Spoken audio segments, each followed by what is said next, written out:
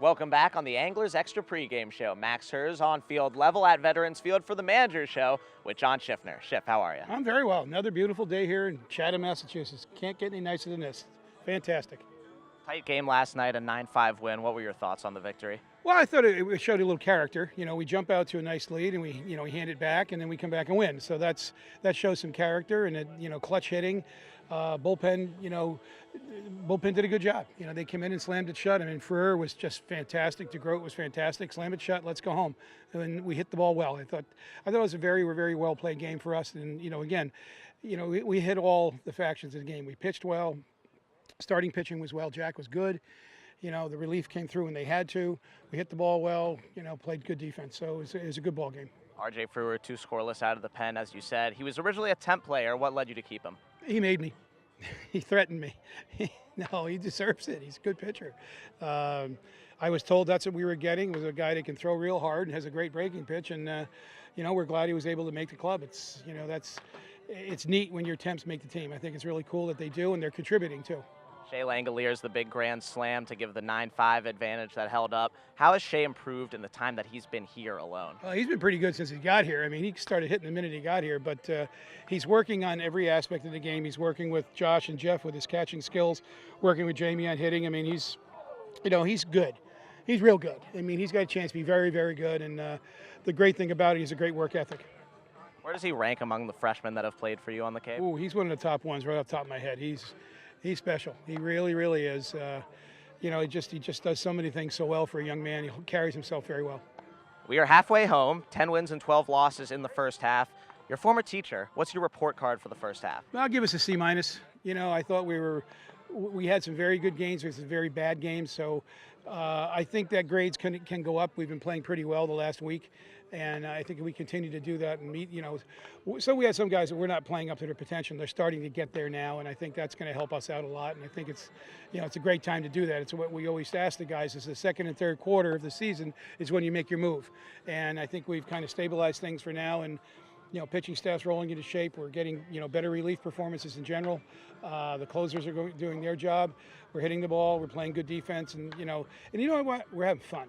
This is a really good group of kids. They really have gelled together with themselves and with the coaching staff. And how can you not with Jamie entertaining all the time? So it's just it's a pleasure to be in the dugout. I mean, it really is. Even when we were going through those tough times, you knew they were trying, that you knew they were working hard, you knew that things were going to get better, and right at this point they have. What's the most important thing for your team to do in the third quarter of the year? Well, obviously, you get as many wins as you possibly can. Pack them away, just run and hide from the rest of the teams if you can, and secure yourself a spot in the playoffs. You have to make. Doesn't matter if you're 1 through 4, you make the playoffs, and we proved last year the fourth place team can make some noise. I'm not saying we want to finish fourth, but we want to finish as high as we possibly can, but. We want to make the playoffs. This team deserves to make the playoffs. I've told them how special the playoffs are. It's just a different element here. The August people are here, and it's a different crowd. It's a different buzz. It's special. It really is special. Landon Kay from Furman makes his debut for your team tonight in right field. How do you go about finding players who are still available at this juncture in the season? Well, you just put out the network. You put the APB out, and you contact as many people as you can. Group text is a great thing, and you just say, hey, we're looking for a player. First come, first serve, and all the coaches did it. We all got on our cell phones, and we all started making calls and making texts, and boom, his name popped up, and the numbers look good. He actually had a chance to play in the Cape, and I have yet to ask what happened. He was supposed to play for one of the other Cape League teams, and something went wrong, and he's been sitting home hoping for another call, and we lucked out. But he had a very solid year at school in a good baseball conference, so we're pretty fortunate to get somebody his talent this late.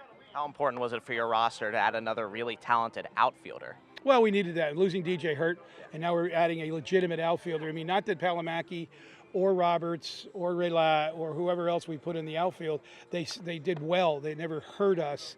But you really want a true outfielder out there as much as you can, and he gives us that option, and that's great. And then we got Johnny back, which we're really excited about. I figured you're going to ask me the next one is Aiello's back, and we're excited that he's back. You know, again, a veteran from last year, had a monster season at school this year, and you know, he's a great kid. He's another great dugout kid, and he's a really good story. He had a mez year at school last year as his freshman year. Came down here, I thought had a solid freshman year, but you know, obviously room for improvement. Then he had a monster year at school this year, so we're hoping he can carry over. Oh, we'll follow up on Johnny if he's in the lineup tomorrow. Yeah, he should be. Yeah, he should be in the lineup tomorrow. And it just gives us so many options with him being able to play first base. And it gives a chance to rest guys like Josh Shaw, who's been grinding it out. Olson's been grinding it out because we've been just one player short. Actually, we went down to 2 players short. We've had a short bench for a while now. Now we got 5 guys on the bench. We have options there. You know, we're the band's in town right now. We're ready to roll, and we're going to see what's going to happen. Schiff, thank you. My pleasure. Thank you, Max. John Schiffner wheeling and dealing right around the halfway point of the season. The second half begins tonight with the Orleans Firebirds in town for game number 23 of this Cape League season. Back up to Drew Carter for more on the Anglers Extra pregame show.